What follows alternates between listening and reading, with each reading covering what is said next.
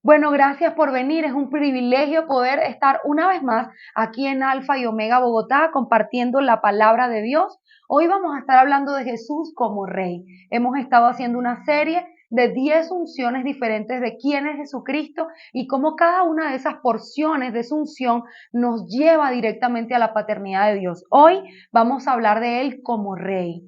¿Cómo es la autoridad de ese Rey? ¿Cómo rige la tierra? La autoridad y lo que yo llamo política celestial. Vamos a ver un poco de lo que es el gobierno del reino de los cielos y cómo ese gobierno es que ejerce su autoridad sobre la tierra. Para comenzar, vamos a ver qué es un rey, quién establece un rey y qué es lo que este rey establece. La palabra rey tiene muchas acepciones en el hebreo y también en el griego. Un rey significa alguien que asciende al trono. Es una persona que se nombra realeza, constituye una investidura, reina, gobierna, pero también significa cimiento de poder. Soberano monarca es alguien que es la cabeza y que rige a toda una nación o a todo un pueblo. Tiene, por supuesto, una lengua especial, tiene un pueblo donde no hay pueblo, no puede haber gobierno, porque se gobierna al pueblo. Entonces el rey tiene una forma específica de enviar sus comunicados, tiene una expresión lingüística especial, unas reglas especiales dentro de ese territorio, y entonces ahí cuando podemos ver a alguien que pertenece a ese reino, podemos darnos cuenta que está bajo la soberanía de este rey. Para hablar de rey tenemos que hablar también de pueblo, porque es ahí donde él gobierna. Y vamos a comenzar con la escritura en el libro de Génesis 14:19. Vamos a analizar un poco algunos reyes de la palabra de Dios para ver cuáles eran las motivaciones del corazón. Durante todas estas enseñanzas hemos estado viendo como contrapartes de lo que Cristo vino a hacer, pero también de la imitación o de las motivaciones que otros, llamándose igual que las unciones de Jesús, han tenido. Cuando hablamos de el pastoreo que Jesucristo da sobre la tierra, hablábamos que también la muerte era un pastor. Y decíamos que este pastor, Jesucristo, está vestido de blanco, tiene un cayado, unas motivaciones, y el pastor de la muerte está vestido de negro, con unas motivaciones también particulares. Uno tiene una morada celestial y eterna, y el otro tiene una morada que es el Seol, también eterna. Entonces veíamos que siempre Satanás va a tratar de tomar porciones de la palabra de Dios para duplicarlas y poder construir un engaño. Engaño significa la mezcla o la mixtura entre la verdad y la mentira. No es absolutamente falso, sino que tiene una mezcla. Eso es lo que el enemigo hace para llevar a las personas al error. Entonces, vamos a ver Génesis 14:19, dice lo siguiente. Entonces Melquisedec, rey de Salem y sacerdote del Dios Altísimo, sacó pan y vino y le bendijo diciendo: Bendito sea Abraham del Dios Altísimo, creador de los cielos y de la tierra. Y bendito sea el Dios Altísimo que entregó a sus enemigos en tu mano y le dio a Abraham los diezmos de todo. Entonces el rey de Sodoma, Melquisedec, es una teofanía que habla de Cristo, y él aparece como el sacerdote prometido, y Melquisedec dice la escritura que cuando Abraham viene de esa gloria de haber vencido a los enemigos, aparece en el camino, le da pan, le da vino, lo bendice, y cuando lo bendice, él le entrega los diezmos de lo que había, del botín que había conquistado.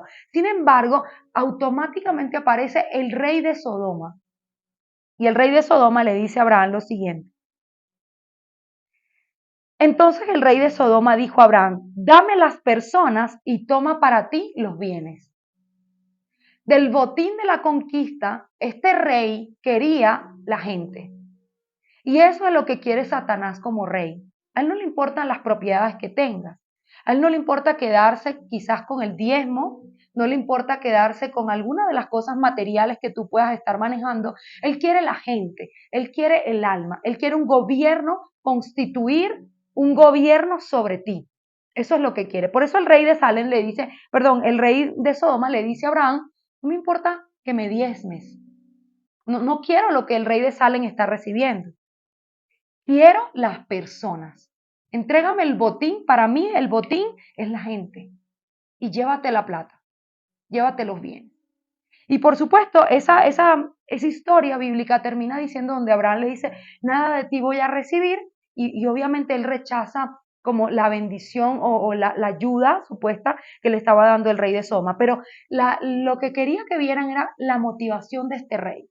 Él quería conquista y quiere la gente. Eso es lo que Satanás quiere. Entonces vamos a ver un poco los diferentes reyes. No solo estaba el rey de Sodoma, sino que bíblicamente nos damos cuenta que Dios establece muchos reyes sobre la escritura. Y vemos al rey de Egipto, que es Faraón, el rey de Moab, el rey de Sodoma. Así que los reyes no era algo ajeno a los pueblos enemigos. Hay algo bien particular. El pueblo de Dios no tenía reyes. Los reyes eran para los pueblos enemigos. Moab, Egipto, Sodoma y así sucesivamente todos los pueblos constituidos alrededor del pueblo de Dios tenían reyes menos Israel. Israel tenía jueces y después de los jueces, reyes, pero por una razón bien particular. Ahora, cuando vemos Deuteronomio, sabemos que el Señor sacó al pueblo de Egipto, lo fue ordenando, le fue dando mandamientos. Vamos por Deuteronomio, el Señor establece diferentes leyes. Leyes para que la sociedad se pudiera constituir y mantener en armonía y poder vivir en armonía. Para eso son las leyes. Entonces el Señor comienza a dar leyes sanitarias, leyes humanitarias, leyes de pureza y así sucesivamente en el libro de Deuteronomio vemos que hay diferentes tipos de leyes, pero en el capítulo 17 del 14 al 20 hay una instrucción, dice, el título se llama Instrucción acerca de un rey. Si en el momento que Dios quisiera darles un rey, había una instrucción, era esta. Y esto tiene que ver con todas las instituciones políticas de gobierno, específicamente para los hombres que gobiernan. Esto es como un secreto que está en la escritura y si alguno que nos ve o de los que están presentes tiene en su corazón en algún momento de su vida formar parte del liderazgo del gobierno de un país, quiero que sepan que aquí está el secreto de cómo ser un buen gobernante. Deuteronomio 17 del 14 al 20. Es la ley que Dios da para constituir un rey. Dice, cuando hayas entrado en la tierra que Jehová tu Dios te da y tomes posesión de ella y la habites y digas, pondré un rey sobre mí como todas las naciones que están alrededor, fíjense, las naciones alrededor tenían reyes, Israel no, ciertamente pondrás por rey sobre ti al que Jehová tu Dios escogiere. Número 1, para poner un rey debe ser escogido por Dios. Si vas a formar parte de un liderazgo político, de gobierno, tienes que tener la seguridad de que Dios te ha escogido para eso. Si no, vas a dar vuelta alrededor de la política, pero nunca vas a ser parte de ella, porque Dios no te eligió. Entonces le dice a ellos, número 1, a quien Dios hubiera escogido de entre sus hermanos. Y dice, no podrás poner sobre ti a hombre extranjero que no sea de tus hermanos. ¿Ustedes han leído alguna vez en la carta política de diferentes naciones que para ser presidente de un país no se puede ser extranjero? Eso es bíblico. El Señor le está diciendo, si va a gobernar Israel, tiene que ser uno de los nuestros. Entonces, número 1, escogido por Dios. Número 2, no puede ser extranjero.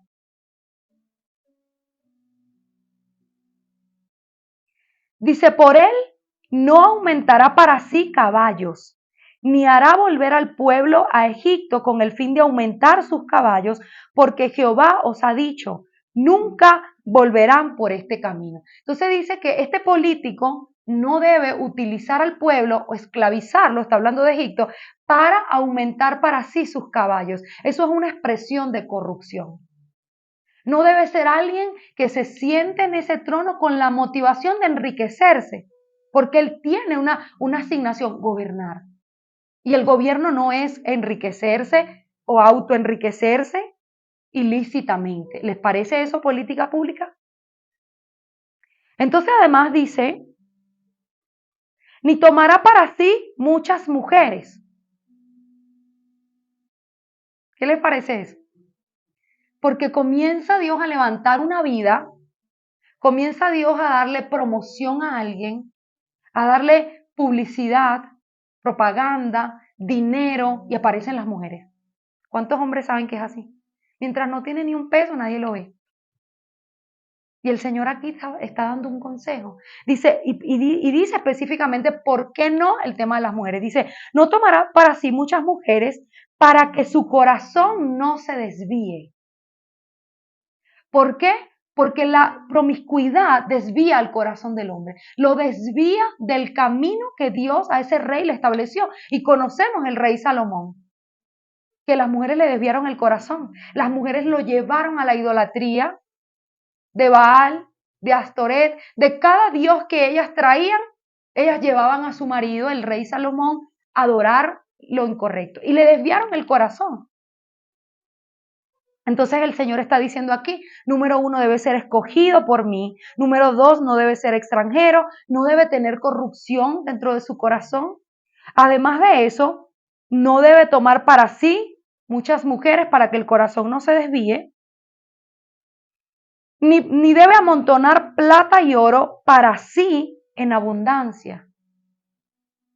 Más corrupción. Y cuando se siente sobre el trono, ya ahora no es para elegirlo, sino ya siendo elegido, dice, cuando se siente sobre el trono, entonces escribirá para sí este libro con una copia de la ley, del original que está al cuidado de los sacerdotes y levitas, y lo tendrá consigo y leerá en él todos los días de su vida para que aprenda. ¿Para qué lo voy a leer, Señor? Para que aprenda a temer a Jehová tu Dios, para que guarde todas las palabras que en él están escritas, para ponerlas por obra, para que no se eleve su corazón sobre sus hermanos. ¿Cuánto han visto un presidente, un rey, un político envanecido? Se le elevó el corazón con el poder, con la autoridad, con las mujeres, con la plata. Dice el Señor, yo te voy a dar una estrategia para que tu corazón se mantenga humilde. Lee todos los días la ley, para que tu corazón siempre se mantenga en el camino correcto. Ni se aparte del mandamiento ni a diestra ni a siniestra, a fin de que se prolonguen sus días en el reino. Para eso lo voy a hacer, para prolongar los días, el de él y el de sus hijos. Entonces aquí en este capítulo de Deuteronomio vemos cómo es la constitución política de gobierno para Dios. Si ustedes oyen, alguna campaña política de hoy en adelante que no esté pasada por este filtro, quiero que sepan y que aprendan a distinguir, esta persona no viene de parte de Dios. Debe tener estas cualidades y más si habla en nombre del Señor. Cualquier partido político que diga que se adhiere a la Escritura debe tener estas características. Si no tiene estas características, no viene de parte de Dios. Y en eso constituye el discernimiento. Aprender a distinguir, eso significa entre lo bueno y lo malo, entre lo santo y lo profano. ¿Cómo vamos hasta ahí? Gobernaban los jueces. El Señor da en Deuteronomio esta explicación a Israel, le dice, si en algún momento te toca poner un rey, como los pueblos que están alrededor, porque ellos no tenían rey, aquí están los parámetros en los que Israel lo va a hacer. Pero entonces sigue transitando la vida de Israel y ellos eran gobernados por los jueces. Los jueces, ahí vemos Deuteronomio, vemos el libro de Ruth, llegamos al libro de los jueces. ¿Y los jueces quiénes eran? Bueno, personajes como Sansón, Jefté, Débora, eran jueces. Pero había un caos porque los jueces no estaban manteniendo la santidad de vida para poder gobernar.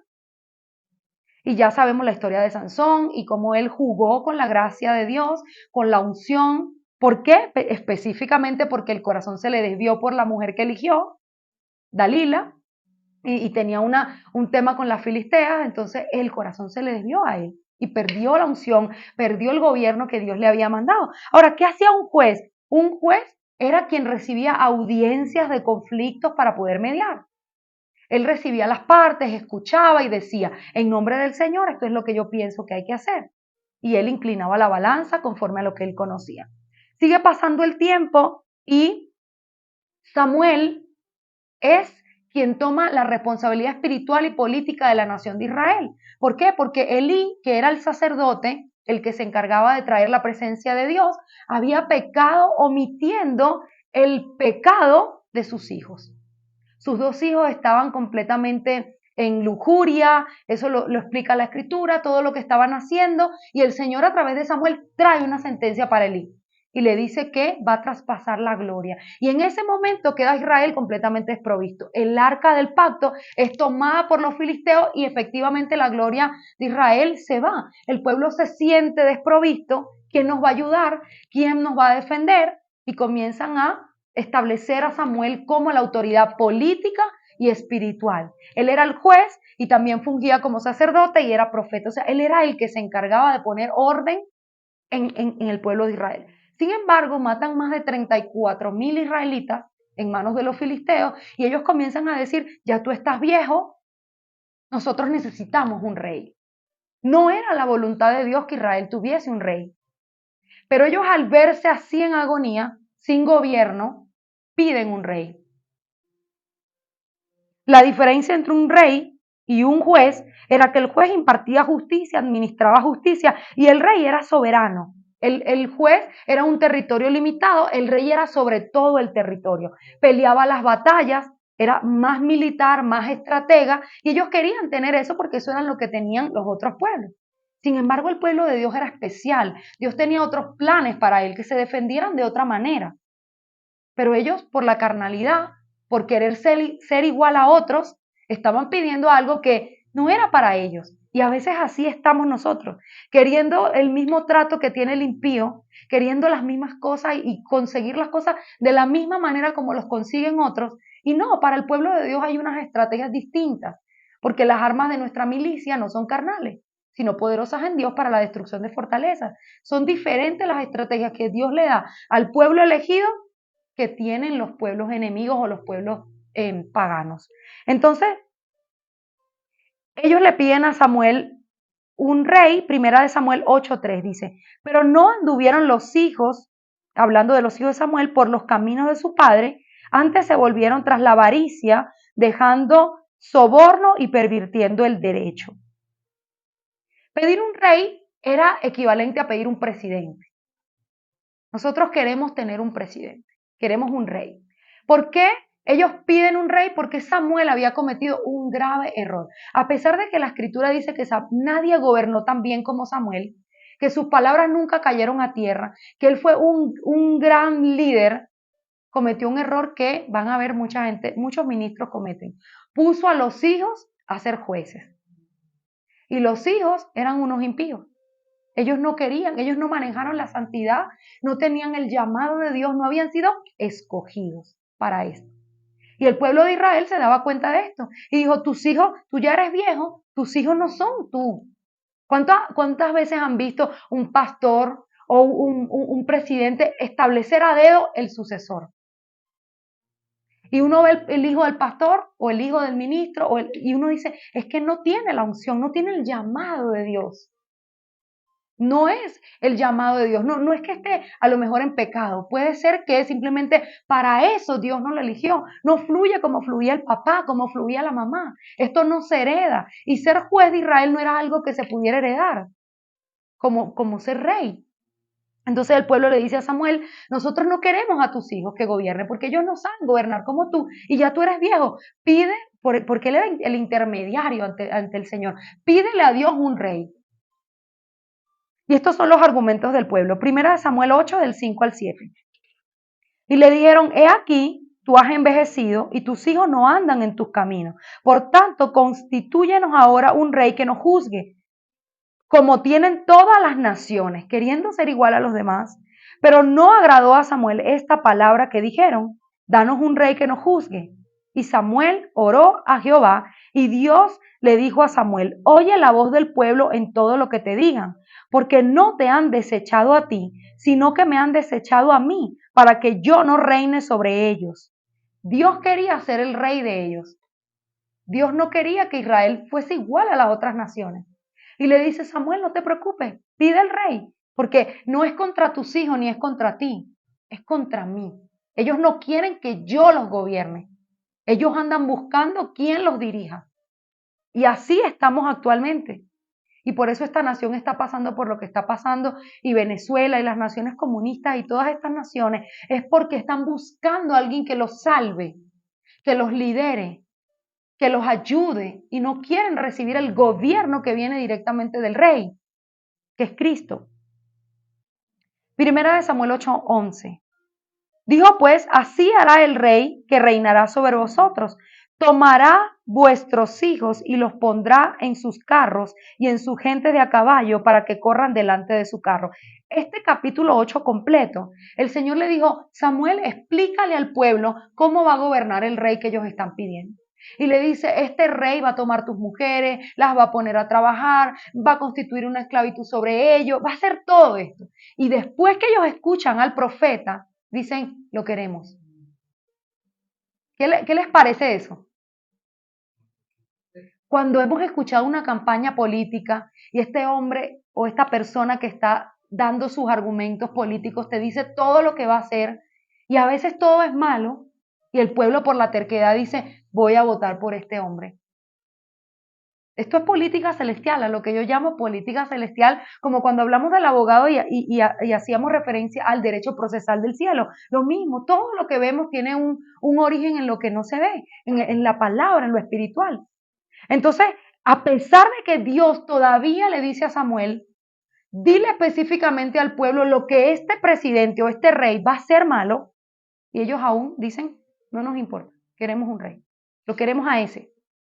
Así que Saúl, que es el rey elegido, es un rey conforme al corazón del pueblo, no conforme al corazón de Dios. Dios permitió a Saúl por el pueblo. Eso no era lo que él tenía planeado. Saúl es el reflejo de ese pueblo.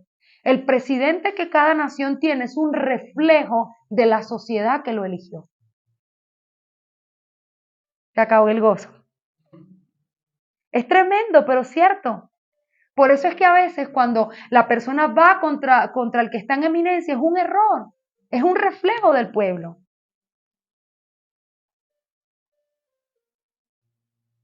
Primera de Samuel 12:12.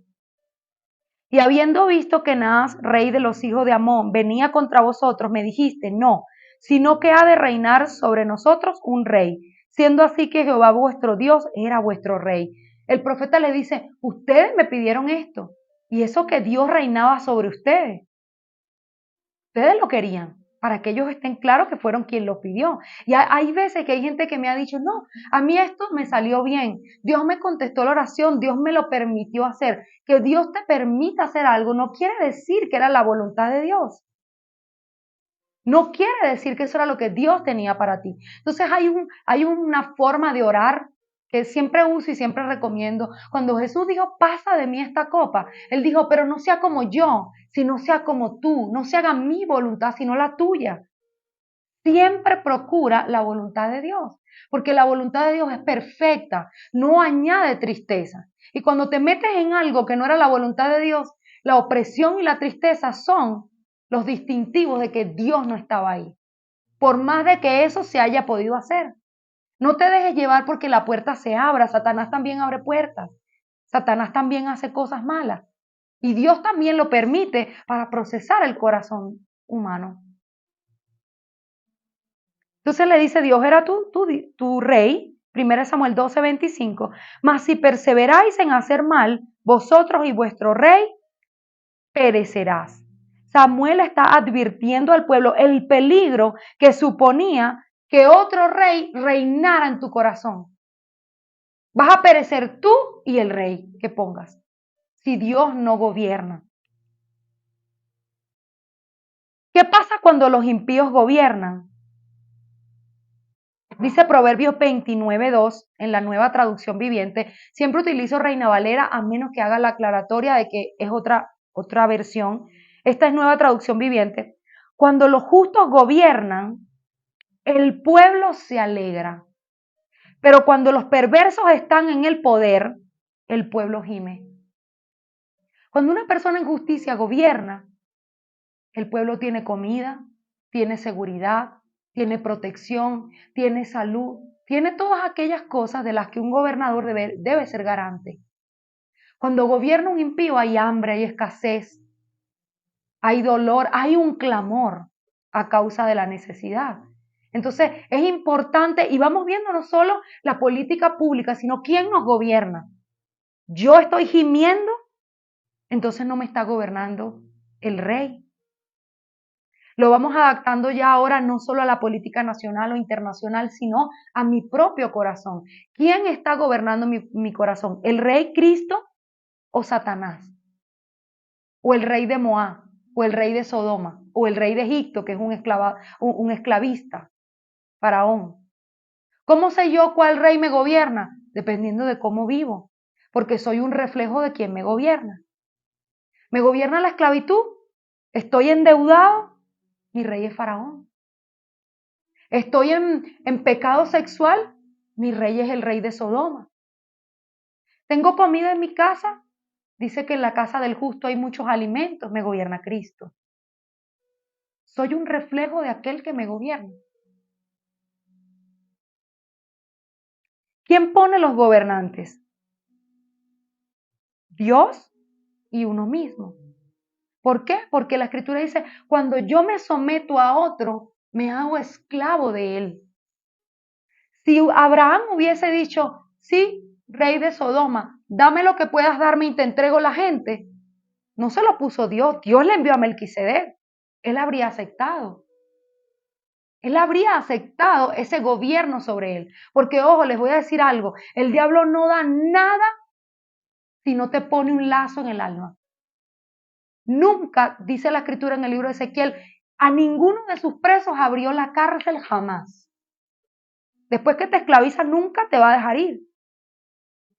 Entonces no hay nada que él pueda ofrecerte que no te vaya a constituir un gobierno sobre tu vida. Es preferible hacer lo que hizo Abraham, quedarse con la bendición de Melquisedec, quedarse con esa bendición y rechazar cualquier gobierno que no sea el gobierno del Señor. Pero sí, ciertamente, los reyes los pone Dios. Daniel 2:21. Dice Daniel hablando. Saben que el libro de Daniel es muy entendido en cuanto a gobierno se refiere, a reinado, porque él tenía mucha revelación de esto, porque su corazón, Dios había puesto el querer como el hacer, de interpretar lo que tenía que ver tocante al gobierno. Entonces él ayunaba y oraba constantemente y Dios le había dado una gran revelación de lo que era la autoridad y los reinos. Él dice, él controla el curso de los sucesos del mundo. Él quita reyes y pone reyes. Él da sabiduría a los sabios y el conocimiento a los estudiosos. Recuerden que rey también significaba constituir. Dios constituye reyes y los quita. Es importante conocer cómo Dios trabaja en este sentido para no cometer errores que te puedan perjudicar a ti. Y eso lo voy a explicar ahora mismo. ¿Por qué? Porque a veces vamos contra la persona en autoridad y yo les pregunto, ¿quién puso a Faraón a gobernar a Israel? Dios. ¿Por qué? Porque tenía que procesar el corazón de Israel. Dios permitió esos 400 años hasta que el clamor de arrepentimiento de Israel llegó a la presencia de Dios. Ahí Él envió un libertador. Todo depende de Dios. La esclavitud, Dios puso a Faraón, Dios trajo a Moisés. Dios es quien hace todo. El cielo gobierna todo. Por eso no podemos levantarnos, esto es injusto. Aquel hombre, aquella mujer que gobierna, tienes que ver tú cómo vives ahí. Porque en medio de la opresión de Israel, en Egipto, ellos vivían en Gosén. Y cuando pasó el ángel de la muerte, no tocó a los israelitas. Tú lo que tienes que tener claro es que aunque vivas en Egipto, mantén tu corazón en Gosén. ¿Para qué? Para que el hambre, la peste, la muerte, la escasez no te toque, no importa quién gobierne, siempre y cuando a ti te gobierne el rey. Daniel 4:26. Sin embargo, quedaron en la tierra el tocón y las raíces del árbol. Esto significa que usted recibirá nuevamente del reino cuando haya reconocido que el cielo gobierna. Daniel está diciendo, en la versión de Reina Valera dice, tu reino te quedará firme cuando tú reconozcas que el cielo gobierna. Cuando tú entiendas que el cielo gobierna la tierra, vas a vivir firme. sin nadie que te mueva. Y dice, hay una expresión como una analogía, dice, aunque haya quedado una raíz pequeña, un tocón significa como una pequeña ramita, un tronco pequeño, eso Dios lo puede hacer florecer. Cuando tú entiendas, cuando tú reconozcas que el cielo gobierna, que quien gobierna, así, quien sea tu gobernante, así vas a vivir. Entonces no te preocupes por los demás. Primera de Timoteo 2, del 1 al 2. Exhorto ante todo a que se hagan rogativas, oraciones, peticiones y acciones de gracia por todos los hombres, por los reyes, por todos los que están en eminencia, para que vivan quieta y reposadamente en toda piedad y honestidad. Ya entendiendo que el rey es puesto por Dios, que Él los pone, Él los quita, que Él tiene un plan con ese rey, dice la escritura aquí en Timoteo, ¿qué debo hacer con las personas que están en eminencia? Dice reyes, cualquier persona que está en eminencia, magistrado, el presidente, las personas de autoridad.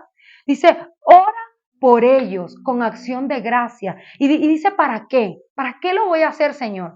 Si está cometiendo injusticia, si este hombre, esta mujer está llevando a la pobreza al país, dice, para que tú, en medio de este caos, vivas quieta y reposadamente. Si tú comienzas a quejarte, a ir en contra de la autoridad, a ofender, tú vas a vivir lo contrario a quieto y reposado. Vas a vivir en un caos, vas a tener todo mal. ¿Por qué? Porque estás desobedeciendo la escritura. Porque Dios es como si te dijera, déjame ser Dios, yo lo puse ahí, yo tengo un plan. No vayas en contra de esa persona, no hables en contra. Un cristiano no debe escribir cosas públicas incitando al odio, sarcasmos, sátiras en contra de las personas que están en eminencia. Eso no es bíblico, no es desobediencia y además te va a quitar vivir quieto y reposadamente. Te va a convertir la vida en un caos. Es una trampa del diablo levantarme contra las personas que están en autoridad. ¿Por qué? Primero porque el verso lo dice abiertamente, pero también dice Juan 19:11. Quiero que vean a Jesucristo, el ejemplo en todo, mientras es oprimido por una autoridad. Está delante de Pilato y Jesús respondió, ninguna autoridad. Él le dice, ¿tú no sabes que yo tengo autoridad para crucificarte o para dejarte ir? ¿Sabes quién soy, Jesús? Y Jesús le contesta, ninguna autoridad tendrías contra mí si no te fuese dada de arriba. Jesús tenía claramente en su cabeza y en su entendimiento que Pilato estaba ahí porque de arriba le había sido otorgada la autoridad para que lo crucificara. Jesús no contendió contra la autoridad, dejó que la autoridad fuese lo que tenía que hacer. Que hiciera lo que tenía que hacer. ¿Por qué? Porque él conocía que el príncipe, su padre, fue quien le dio autoridad a Pilato. Pero para crucificarlo sí, porque Dios tenía un plan. Y muchas veces no entendemos el plan de Dios completo, pero para poder vivir quieta y reposadamente, a mí no me importa lo que Él esté haciendo, bien o mal, mi obligación es orar para que yo y mi familia puedan vivir quieta y reposadamente. Para que dentro del caos yo pueda estar en Gosén, para que mi corazón no se mantenga en rebeldía, sino en Gosén, donde hay comida, hay paz, donde el ángel de la muerte no me puede tocar, donde estoy cubierto por el pacto de la sangre. Amén. Mateo 27:31. Entonces los soldados del gobernador llevaron a Jesús al pretorio y reunidos alrededor de él y de toda la compañía, desnudándole le echaron encima un manto escarlata y pusieron sobre su cabeza una corona tejida de espinas y una caña en su mano derecha, e hinchándole la rodilla delante de él, le escarnecían diciendo, salve, rey de los judíos. Y escupiéndole tocaban la caña y golpeaban a Jesús en la cabeza. Después de haberle escarnecido, le quitaron el manto, le pusieron sus vestidos y le llevaron a crucificar. ¿Qué era lo que estaba haciendo la autoridad ahí? Aunque parece toda una escena de burla, ellos estaban profetizando, salve, rey de los judíos. Imagínense el que no es entendido y comienza a caerle a piedra a estos romanos. ¡Qué injusto! ¡Qué mal! Y a decir cantidad de cosas que no sabían. Lo que estaba pasando aquí, aunque era una escena horrible, era una profecía que después iba a jugar la tierra. Le ponen un manto escarlata para reírse de él. Y le ponen una corona de espinas que después se convertiría en una diadema, lo vamos a ver. No te dejes llevar por la ira, por la rebelión, por la ignorancia de que no puedes traducir al mundo físico lo que está pasando en el mundo espiritual. Estos romanos lo que estaban haciendo era profetizando efectivamente el rey de los judíos. Le estaban haciendo una reverencia, salve al rey de los judíos. Y le pusieron la corona de espina porque esta corona destruía la pobreza. Pero el que no está entendido podría meterse en la escena, quizás llevarse a Jesús y entonces no iría a la cruz. Entonces el propósito no se cumple. Deje a Dios ser Dios. Amén. Casi para terminar, Juan 12:15. No temas, hija de Sión, he aquí, tu rey viene montado sobre un pollino. Hay un Armagedón, una pelea, una batalla entre el bien y el mal. Pero antes de que la batalla esté sobre la tierra, hay una guerra en el corazón del ser humano, con el bien y el mal. ¿Quién me gobierna? Porque estos judíos esperaban un rey como los que ellos tenían conocimiento, un rey rico, un rey poderoso, un rey glorioso con un ejército grande, con dinero, y se encuentran un muchacho de 30 y algo de años que ayunaba 40 días. Imagínense esa cara de Jesús cómo sería. 40 días sin comer ni beber.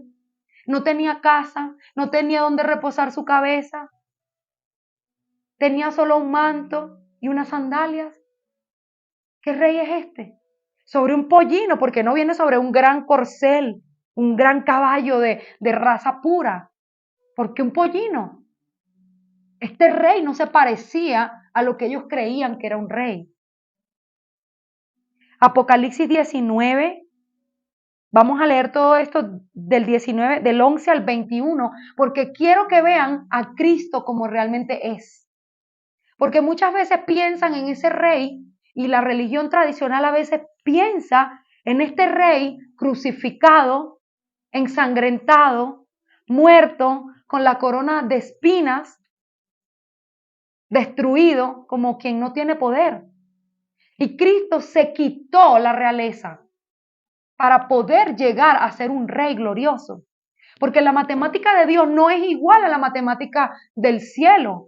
El que se humilla es exaltado. Entonces, para los judíos no entendía, porque los judíos tenían una atadura, lo dice el libro romano. La transgresión de los judíos fue las riquezas. Entonces, ellos tenían un pensamiento que la persona tenía que tener una gran realeza para poder ser rey. No entendían cómo que un rey sin nada, porque era algo espiritual que había que discernir por lo espiritual. Entonces, para ellos esto era contradictorio. Y a veces nos pasa así, buscando la majestuosidad, las cosas que realmente tienen valor, no las vemos, porque vamos detrás de lo que se ve esplendoroso. Entonces este rey, Jesús, dice la escritura aquí, en el libro, el capítulo 19 de Apocalipsis. Entonces vi el cielo abierto, Juan de una visión, y he aquí un caballo blanco, ya no es un pollino, y el que lo montaba se llamaba Fiel y Verdadero. Jesucristo nunca miente y siempre es fiel a todo lo que está escrito. Con su justicia juzga y pelea. Recuerden cuando hablamos de la justicia, lo que la justicia era. Jesucristo nunca es injusto. Jamás caiga en el engaño de creer que Dios es injusto, que esto es injusto para mí. Él da a cada quien conforme a sus caminos y a sus obras. Siempre este rey es justo. Cuando venga una audiencia delante de este rey, él siempre va a dar a cada quien lo que corresponde. Entonces este rey viene en un caballo blanco, puro, con un nombre marcado, fiel y verdadero, juzga con justicia. Sus ojos eran como llamas de fuego, dice la palabra. ¿Qué es un ojo de llama de fuego? Un ojo que traspasa como un rayo láser, que discierne los pensamientos del corazón, que sabe perfectamente, porque tú y yo estamos sentados hoy aquí, cuál es la motivación de nuestro corazón. Él lo sabe todo. Eran unos ojos como rayos X. Llamas de fuego tenía Jesús en los ojos y tiene aún. Discierne todo. Así que si el presidente, el otro, el magistrado, el congresista, quien sea que esté en autoridad, está cometiendo un error, tenga por seguro que este juez, que este rey, que juzga con verdad y justicia, sabe absolutamente todo. El Señor tiene como un gran ajedrez y Él quita y pone las piezas como Él quiere. Él está sobre todo. Amén. Dice, y había en su cabeza muchas diademas. Ya no tiene la cruz en sangre. Y estas diademas tienen nombres escritos que no conocía ni él mismo, sino él mismo, perdón. Estaban vestidos de una ropa teñida de sangre y su nombre es el Verbo de Dios. ¿Por qué la ropa estaba teñida de sangre? Porque la ropa de la redención lleva sangre. El mundo espiritual tiene una lectura. Y la ropa de Cristo, recuerdan el Redentor, Él lavó tus vestiduras y las mías, pero las de Él tienen un testimonio, la sangre que se derramó. Este rey viene manchado de sangre, por eso la vestidura escarlata. La profecía era esta. La vestidura de la redención. Ustedes saben que sin derramamiento de sangre no hay perdón de pecado. Y ese rey que viene cabalgando, viene vestido de sangre para decirle al mundo espiritual, yo pagué por ellos.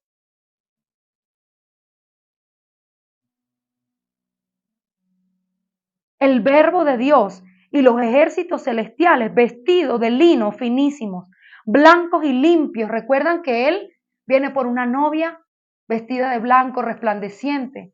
No vienen detrás de Él los impíos, los que traen la ropa manchada, sucia, arrugada. El ejército viene vestido de lino fino, que son las obras de los justos, dice también. Vestidos todos de blanco. Esos son los seguidores de Jesús. Su ejército es ese, todos vestidos de blanco. Porque recuerdan cuando él dijo, Señor, y él contestó, nunca os conocí, apartados de mí, hacedores de maldad. Estos no son los que van con él. Pero el ejército verdadero de Jesús va vestido de obras justas, vestido de blanco, de lino finísimo, dice. Le seguían en caballos blancos, todos vestidos de blanco, todos a caballos. Dice Salomón, he visto reyes a pie, impíos a caballo. Esa en la injusticia del mundo, pero en el Señor no es así. Ahora aquí, en el día del Señor, no solo venía Él a caballo, también venían sus seguidores, porque un buen rey no tiene su pueblo pasando hambre. La misma condición que Jesús conquistó en la cruz de gloria es la misma que conquistó para Él y la que Él conquistó para ti. La misma condición que Él conquistó es para el pueblo que lo sigue y que ha creído en él. No como los gobernantes impíos, que ellos comen en mesas adornadas y el pueblo come las sobras. Él viene vestido de sangre por el sacrificio, pero blanqueó los vestidos de los demás. Y vienen a caballo, no vienen a pie. Porque si él le tocara venir a pie, les aseguro que también los demás vinieran a pie y Cristo viniera a pie. Pero él viene a caballo y el pueblo que lo sigue también, porque él es un buen gobernante. Como debe ser. El gobernante come y come el pueblo. Si el gobernante pasa hambre, también el pueblo debería. Porque esa es la condición de la justicia, de la equidad. Así debería ser. De su boca sale una espada aguda para herir con ella las naciones. Y él regirá, ¿se acuerdan que una de las definiciones era regir? Porque está hablando de realeza. Dice, él regirá con vara de hierro y él pisa el lagar del vino del furor y de la ira del Dios Todopoderoso. Y en su vestidura y en su muslo está escrito un nombre, Rey de Reyes y Señor de Señores. Si alguien está puesto en autoridad sobre uno alto, hay uno más alto y sobre él otro más alto que gobierna. No se dejen engañar por la rebelión, por la injusticia, por las mentiras del diablo. El rey máximo se llama Jesucristo. ¿Qué significa que él sea rey sobre los reyes? Que cualquier persona que esté en autoridad, incluso ahora mismo en monarquía, Cristo es rey sobre todos. Y así dice que viene. Ya no viene el Cristo pobre, que la gente cree y a veces tiene en su cabeza. El rey pobre en el pollino, porque no pudieron interpretar la profecía. Porque dice que meneaban las palmeras porque era realeza lo que estaba pasando. Y lo mismo pasa en el cielo. Dice que en el cielo esas palmeras también eran ondeadas por él. Pero el carnal no tenía entendimiento de esto. Pero aquí ya se muestra la verdadera realeza como era. Entonces traía en su muslo escrito este nombre. Rey de reyes. Si hay un rey, yo soy el máximo. Si hay un señor, yo soy el máximo. ¿Recuerdan los dos señores? ¿Recuerdan la palabra cuando hablamos de él como señor? Ahora, yo soy el rey, yo soy el señor.